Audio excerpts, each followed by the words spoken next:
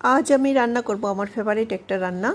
সেটাতে লাগবে আম, কাঁচা আম, মিষ্টি কুমড়ো, টমেটো এবং সর্ষে ফোড়ন দিলাম। এবার মিষ্টি কুমড়োগুলো তাতে দিয়ে দেবো, সাথে একটু লবণ আর হলুদ দেবো, দিয়ে একটু ঢেকে দেবো সিদ্ধ হওয়ার জন্য। সিদ্ধ হয়ে গেছে এগুলি।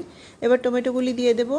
টমেটো দেওয়ার পর আর একটু ঢেকে দেবো, আর একটু সিদ্ধ হয়ে যাবে। এবার কাঁচা আমগুলি কেটে রেখেছি সেগুলি দিয়ে দিলাম, আর একটু জল দিয়ে আবার সিদ্ধ করে নেব। উফ, দারুণ! গরমের মধ্যে খেতে খুবই ভালো লাগে। ভাত খাওয়ার পরে এই চাটনিটা তো চাই, খেতে খুব ভালো লাগে।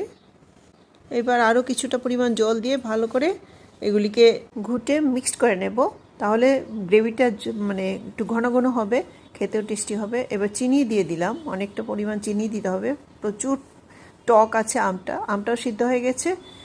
এবার আমি নামিয়ে নেব আর খেয়ে নেব।